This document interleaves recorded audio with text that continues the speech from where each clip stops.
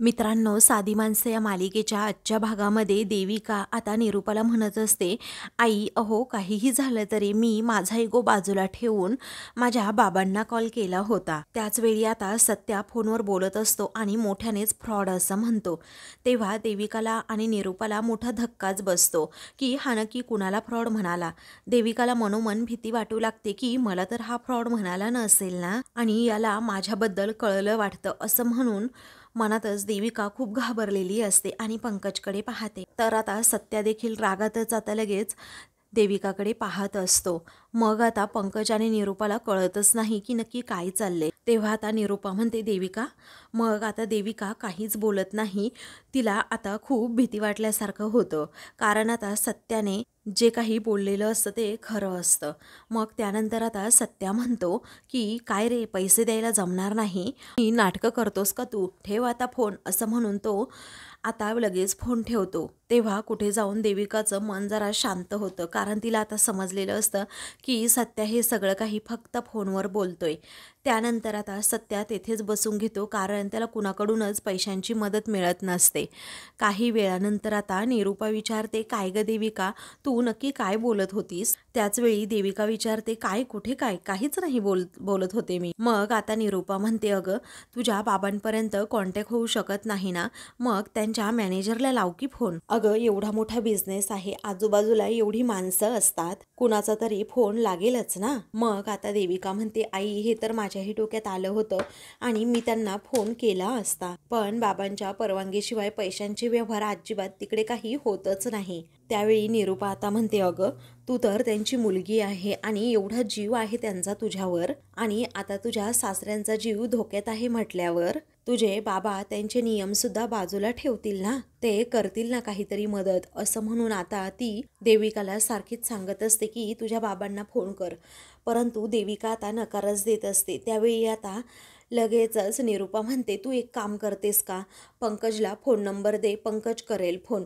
त्यावेळी पंकज म्हणतो, हो दे ना देविका फोन नंबर, मी करतो त्यांना कॉल म्हणून. त्यावेळी आता देविका म्हणते की थांब हा जरा, असं म्हणून ती जरा आता या दोघांपासून पुढे जाते आणि लगेच आपल्या मैत्रिणीला कॉल करते. तेव्हा तिची मैत्रीण लगेच कॉल रिसीव करते आणि हॅलो तू कशी आहेस असं विचारते. खूप दिवसानंतर तुला माझी आठवण आली ग. अगं मला सांग की तू कुठे आहेस नक्की, पार्लरमध्ये आहेस का? तर देविका काहीही बोलत नाही. तर तिची मैत्रीण पुन्हा विचारते की ते सगळं सोड, पण तू मला भेटायला कधी येणार आहेस? मग त्याच वेळी आता देविका काही न बोलता फोनवर मैत्रिणीबरोबर अशा पद्धतीने बोलू लागते की मी माझ्या बाबांच्या मॅनेजरला कॉल केला आहे. मग आता देविका म्हणते की अहो मॅनेजर अंकल ऐका ना, माझे बाबा कुठे असतील आता, मी देविका बोलतीये. तर इकडे निरूपा आणि पंकजला खूप छान वाटतं की बरं होईल, आता देविकाचे बाबा हे पैसे देतील उपचारासाठी म्हणून. त्याचवेळी बाबा मेडिटेशन करतायत का असं आता लगेचच देविका विचारते. मग आता तिची मैत्रीण म्हणते, अगं बावळट तू माझ्याशी बोलतीये, तुला कळतं का? त्यावेळी मला माझ्या सासऱ्यांबद्दल जरा बोलायचं होतं, त्यांची तब्येत जरा खराब आहे. मग आता बापरे त्यांना झालं तरी काय, असं आता लगेच तिची मैत्रीण विचारते. तेव्हा त्यांना सिविया हार्ट अटॅक आल्याचं आता लगेचच देविका तिच्या मैत्रिणीला सांगते. तेव्हा त्यांची कंडिशन खूप वाईट आहे आणि ऑपरेशनसाठी पैसे हवे आहेत, काही कॉन्टॅक्ट होईल का त्यांचा? मग त्याच वेळी आता तिची मैत्रीण म्हणते, अगं बापरे तू काय सांगतेस, पण पार्लर गहाण ठेवून तू पैसे घेऊ शकतेसच ना. त्याच वेळी आता नाही होणार का पैशांची ॲडजस्टमेंट, अहो फक्त 8-10 लाखांचाच प्रश्न आहे, असं देविका आता म्हणत असते. त्याच वेळी आता तिची मैत्रीण म्हणते की देविका तू वेडी आहेस का गं, बावळट आहेस का जरा? अगं त्यांच्या जीवाचा प्रश्न आहे, पार्लर गहाण ठेव आणि घे की पैसे कुणाकडून तरी, त्यांच्या जीवाचा प्रश्न आहे ना, तुला कळतं की नाही? काही बरं वाईट झालं तर, आणि लोनसाठी लागणारी सर्व कागदपत्र मी घेऊन येते, कोणतं हॉस्पिटल आहे ते सांग अगोदर. त्यावेळी आता देविकाला काय करावं सुचत नाही. रागातच ती आता म्हणते, ठीक आहे नको आहेत मला तुमचे पैसे, आता मी बघेन माझी कसं मॅनेज करायचं ते, असं म्हणून ती रागातच फोन ठेवते. लगेच ती निरूपाकडे जाते आणि म्हणते, आई मी म्हटलं होतं ना काहीच व्यवस्था होत नाहीये म्हणून. अरे पंकज, तू तरी बघ ना, काहीतरी व्यवस्था कर ना. यथा पंकज म्हणतो, मी प्रयत्न केला होता, परंतु बॉस म्हणाले की सध्या ते पॉसिबल नाहीये म्हणून. त्यावेळी निरूपा रागातच पंकजकडे पाहते, तर सत्या डोक्याला हात लावून तिथे बसलेला असतो आणि आपल्या मित्रांकडे मदत मागत असतो कॉल करून. त्यावेळी सत्याला कुणीही मदत करायला पुढे लवकर येत नाही. इकडे मीरा ही अगदी शांतपणे तिथे मंदिरातच बसलेली असते, तिला काहीही सुचत नसतं. त्याच वेळी आता लक्ष्मी म्हणते, हे बघ मीरा, तू खंबीरपणे सर्वांच्या पाठीशी उभी राहा. आपण प्रयत्न करायचं सोडायचं नसतं, म्हणजे देवसुद्धा आपली साथ कधीही सोडत नाही. असं म्हणून ती मधूला अगोदर मीरासाठी पाणी घेऊन यायला सांगते. मग त्यानंतर लक्ष्मी म्हणते, हे बघ, देव ह्या सगळ्यामधून काहीतरी नक्कीच चांगला मार्ग काढेन, त्यामुळे तू असा त्रास करून घेऊ नकोस. त्यानंतर आता लगेच मधू तेथे पाणी घेऊन येते. तेव्हा आता लक्ष्मी म्हणते, अगं पाणी घे बाळा, परंतु अजिबातच ती काही ऐकायला तयार नसते. ती म्हणते, आई, अगं बाबा ठीक होईपर्यंत मी अजिबात अशी शांत बसू शकत नाही आणि शांतसुद्धा राहू शकत नाही. अगं आई, गुरुजी कुठे आहेत, कारण मला आत्ताच्या आत्ता गुरुजींना भेटायचंय. असं म्हणून ती कुणाचंही न ऐकता, पाणी न पिता लगेच गुरुजींकडे जाते. त्यानंतर आता देविका म्हणते, एक पर्याय आहे आई, आपण ते नक्कीच करू शकतो. तेव्हा कोणता पर्याय, असं आता लगेचच निरूपा विचारते. त्यावेळी मात्र आता लगेचच ती म्हणते, आपण घरावर लोन काढू शकतो. त्यावेळी आता सर्वजण तिच्याकडे पाहतच राहतात. मग त्यानंतर आता लगेचच सत्या तिच्यावर ओरडतो आणि विचारतो, तुझं डोकं फिरलंय का, तुला काही कळतं की नाही? अगं ऑलरेडी एवढं लोन काढून ठेवलं आहे, त्याचं काय लोणचं घालायचं का, ते फेडणार कसं? मग आता ती जरा गप्प बसते. तेव्हा पंकज म्हणतो, देविका जे बोलतीये ना ते बरोबर आहे, आपण नंतर हे सगळं लोन फेडून टाकूयात, म्हणजे कसं जरा बरं होईल. त्याच वेळी आता सत्या रागातच सगळ्यांकडे पाहतो. त्यानंतर निरूपा म्हणते, लोन मिळेल का पण त्याच्याकडे? त्यावेळी आता जा ना बाळा पंकज, त्याच्याकडून लोन घेऊन ये, असं आता लगेचच त्याला कळकळीची विनंती करते की जा आणि सुजित कुमारकडून पैसे घेऊन ये. परंतु आता पंकज म्हणतो, मम्मा, अगं तो तर मला ओळखत सुद्धा नाही आणि मी सुद्धा त्याला एवढं ओळखत नाही. म्हटल्यानंतर तो मला लोन तरी कसं देईल, तूच सांग ना. त्यावेळी आता निरूपाचा नाईलाज होतो. ती लगेच सत्याकडे जाते आणि सत्याला म्हणते, हे बघ, सुजित कुमारची आणि तुझी आहे ना जरा ओळख, मग एक काम कर ना, जा ना घरावर लोन काढ म्हणून. त्यावेळी आता तो म्हणतो, नाही, मी नाही जाणार. आता निरूपा रडतच लगेच सत्याच्या हातापाया पडते आणि म्हणते, प्लीज जा तुझ्या बापासाठी, मी पदर पसरते तुझ्या पुढे, पण माझ्या नवऱ्याचा जीव वाचव. असं म्हणून निरूपा खूप रडत असते. तर देविका आणि पंकज निर्लज्जासारखे फक्त निरूपाकडे पाहत असतात. सत्याला आता निरूपा अशी पदर पसरते ते अजिबात आवडत नाही. मग तो तिला काहीच न म्हणता लगेचच तेथून पैसे घेऊन येण्यासाठी जातो. परंतु आता पंकज अजिबात हॉस्पिटलच्या बाहेर पडत नाही. त्यावेळी आता देविका ही त्याच्याकडे पाहत असते. मग त्यानंतर आता निरूपाला सुद्धा जरा बरं वाटतं की सत्या पैशांची व्यवस्था करण्यासाठी गेला. इकडे आता मधू ही लक्ष्मीला विचारते, आई, अगं काकांना काही झालं तर नसेल ना? त्यावेळी लक्ष्मी जोरात ओरडते, मधू, तू काही पण काय बोलतेस ग? अगं चांगलं बोलता येत नसेल तर निदान वाईट सुद्धा बोलू नको ना. तर आता मीरा खूपच रडू लागते. त्यावेळी मधू म्हणते, अगं आई, मी असं का बोलले, तर सत्यदादा कॉल उचलत नव्हता ना म्हणून बोलले. मधूच मनात म्हणते, मी असं बोलायलाच नको होतं, आता मीरा ताईलाच वाईट वाटेल. असं म्हणून ती आता लगेच मीराला म्हणते, सॉरी ताई, अगं मला असं वाईट बोलायचं नव्हतं. त्यानंतर मीराचं लक्ष समोर जातं, तर तेथे आता गुरुजी असतात. गुरुजी तेथे टपरीवर चहा पित असतात. तेव्हा मीरा लगेच त्यांच्याकडे जाते. त्या पाठोपाठ आता मधू आणि लक्ष्मी या दोघीही जातात. काही वेळानंतर आता लगेचच मीरा आता गुरुजींकडे गेल्यावर म्हणते की गुरुजी, मला माझ्या सासऱ्यांसाठी महामृत्युंजय मंत्राचा जाप करायचा आहे. त्यावेळी काय झालं बाळा तुझ्या सासऱ्यांना, असं गुरुजी विचारतात. तेव्हा ती आता झालेला सर्व प्रसंग सांगते आणि म्हणते की गुरुजी प्लीज आमची मदत करा. त्यावेळी आता हात जोडूनच ती गुरुजींसमोर उभी असल्यामुळे गुरुजी म्हणतात, काळजी करू नका, मी लगेचच यज्ञाची तयारी करतो. तर आता दुसरीकडे सत्या रडतच सुजित कुमारकडे येतो, पण तो आता आपले अश्रू पुसतो, खाली मान घालून त्याच्यासमोर उभा राहतो. तेव्हा सुजित कुमार हा त्याच्याकडे हसतच पाहतो आणि म्हणतो की काय सत्यजितराव तुम्ही आलात. अरे ऐका, सत्यजितराव साहेब आले आहेत, त्यांच्यासाठी जरा पाणी वगैरे काही पहा, जरा व्यवस्था करा त्यांची, कारण आता ते व्याजाचे त्याचबरोबर हप्त्याचे पैसेसुद्धा घेऊन आले आहेत, बरोबर ना. मग आता सत्या काहीच बोलत नाही. त्यावेळी आता लगेच सुजित कुमार हसतो आणि म्हणतो, सत्यजितराव अहो द्या की पैसे, हात पसरा की, आणि श्रीमंत माणसा येती घरातोची दिवाळी दसरा, असं म्हणून आता तो लगेच सत्याला टोमणा मारतो. मग आता द्या की पैसे, कुठे आहेत, मी लगेच तुम्हाला नील करून टाकतो या कर्जातून, असं म्हणून सुजित कुमार आता सत्याकडे पैशांची मागणी करतो. तेव्हा आता सत्या म्हणतो की नाही सुजित कुमार. मग आता सुजित कुमार म्हणतो तसं बोलायचं नाही मला, सुजित कुमार शेठजी असं बोलायचं. तेव्हा सत्याला जरा राग येत असतो. आपल्या वडिलांना आपल्याला ठीक करायचं हेच उद्दिष्ट त्याच्या डोळ्यासमोर असल्यामुळे तो जास्त काही बोलत नाही. मग आता तो म्हणतो की कसं आहे ना सुजित कुमार शेठजी, मी पैसे द्यायला नाही तर घ्यायला आलो आहे.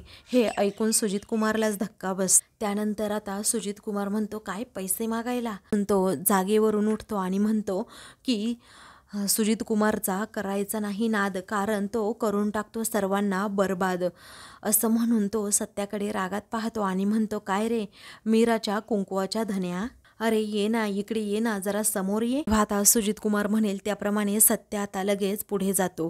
मग आता सुजित कुमार म्हणतो आला की नाही माझ्याकडे लगेच भीक मागायला. तेव्हा सत्याला खूप राग येतो. तर दुसरीकडे आता मीराने आपल्या बाबांची प्रकृती लवकरात लवकर बरी व्हावी यासाठी गुरुजींकडून होम हवन करून घेतलेलं असतं.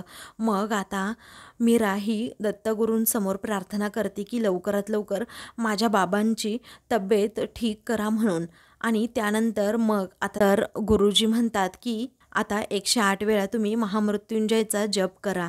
तेव्हा ठीक आहे असं मीरा म्हणते. तर आता गुरुजी मंत्रोच्चार करत असतात. तर मीरा आता लवकरात लवकर सुधाकरराव बरे व्हावे यासाठी ती आता अगदी मनापासून ते मंत्र सुद्धा म्हणत असते. लक्ष्मी आणि मधू देखील तिच्या बरोबरीनेच असतात. दुसरीकडे आता सत्या सुजितला म्हणतो की हे बघ, मी तुला खऱ्याने सांगतोय की मला पैशांची गरज आहे म्हणून. अरे खरंच खूप जास्त गरज आहे, त्यामुळे तू, असं म्हणून सत्या आता लगेच थांबतो. कारण आता सुजित कुमारला तू वगैरे केलं तर तो अजिबात पैसे देणार नाही, त्याला माहीत असतं. मग आता तो पुन्हा आपला शब्द मागे घेतो आणि म्हणतो तुम्ही आमच्या घरावर पुन्हा एकदा पैसे द्याल का. तेव्हा आता सुजित कुमार विचारतो तुला काय वाटतं रे, माझ्याकडे पैशाची खाण आहे का, माझ्याकडे शेती वगैरे काही आहे का. मग आता लगेचच पुढे सुजित कुमार म्हणू लागतो की एक काम करायचं, तू असं म्हणायचं की मी फालतू आहे, म्हणजे मी नाही हा, तू असं म्हणायचंय की तू फालतू आहे आणि सुजित कुमार महान आहे आणि ते आमचे मायबाप आहेत, सुजित कुमार शेठजी मला पैसे द्या ना. तर आता दुसरीकडे मीराने जे अनुष्ठान केलेलं असतं महामृत्युंजय मंत्राचं ते आता संपन्न होतं. अगदी मनोभावे त्यांनी हे सगळं काही केलेलं असतं. तर आता इकडे अजूनही सुजित कुमार हट्टच करत राहतो की ये सत्या, अरे बोल की सुजित कुमार महान आहे म्हणून आणि मी फालतू आहे म्हणून. तेव्हा आता सत्या हा सगळं काही विसरून जातो आणि त्याला फक्त आणि फक्त त्याच्या वडिलांचा म्हणजे सुधाकररावांचा चेहरा, त्याचबरोबर त्यांना झालेला त्रास हे त्याला आठवत असतं की कशाप्रकारे माझ्या बापाला श्वाससुद्धा घेता येत नव्हता. आणि म्हणूनच तो आता सुजित कुमारचं सगळं बोलणं ऐकण्याचं ठरवतो, ते फक्त आणि फक्त आपल्या बापासाठी. मग आता खाली मान घालून तो म्हणू लागतो की मी फालतू आहे, सुजित कुमार हा सच्चा आहे आणि तो आमचा मायबाप आहे. मग आता सुजित कुमार हा म्हणतो की पुढचं हात जोडून म्हणा. मग त्याचवेळी आता सत्या लगेच हात जोडतो आणि विचारतो सुजित कुमार शेठ, मला पैशांची गरज आहे, प्लीज मला तुम्ही आता पैसे द्याल का. मग आता सुजित कुमार म्हणेल ते सगळं काही आता सत्याने केलेलं असतं. परंतु आता सुजित कुमार फक्त गंमत घेण्यासाठी हे करत असतो की सत्याला काहीही करून झुकवायचं, कारण तो माझ्यासमोर अजिबात नमत नाही, परंतु यावेळी हातात संधी आली आहे तर ती घालवायची कशी असं फक्त सुजित कुमारच्या मनात असतं. त्यानंतर अगोदरचे घेतलेले पैसे तुला फेडता येत नाही आणि आता तुला अजून कशाला पैसे हवे आहेत असं सुजित कुमार विचारतो. मग आता सत्या म्हणत असतो काय आहे ना सुजित कुमार, जरा प्रॉब्लेम झाला आहे. तेव्हा आता सुजित कुमार म्हणाला का पुन्हा तू, त्यावेळी सत्या म्हणतो, सॉरी हां सुजित कुमार शेठजी, अहो जरा प्रॉब्लेम झालाय, ते माझ्या बापाला हॉस्पिटलमध्ये ॲडमिट केलंय. मग आता सुजित कुमार विचारतो, काय उलटला की गेला आहे तुझा बाप? मग आता सत्याच्या तळपायाची आग मस्तकात जाते आणि तो आता रागातच म्हणतो, हे सुजित कुमार. त्यावेळी सुजित कुमार म्हणतो की काय झालं का तुझं सुरू आहे सुजित, आला का तू तुझ्या लायकीवर? त्यानंतर तो आता म्हणतो की अरे म्हातारा मरत असेल तर मरू दे ना आता, मग जगून तरी काय फायदा आहे त्याचा. आता त्या सुजित कुमारने असे अपशब्द वापरल्यानंतर मात्र सत्याच्या तळपायाची आग मस्तकात गेलेली असते. तो रागातच आता लगेच सुजित कुमारकडे पाहत, तर सत्या आता सुजित कुमारची अजिबात हयगय करत नाही. तो आता आपलं शर्ट असं मागे घेतो आणि लगेच सुजित कुमारची कॉलर पकडत त्याला मागे भिंतीजवळ घेऊन जातो आणि विचारतो, काय काय बोलला काय तू, माझ्या बापाबद्दल बोललास का?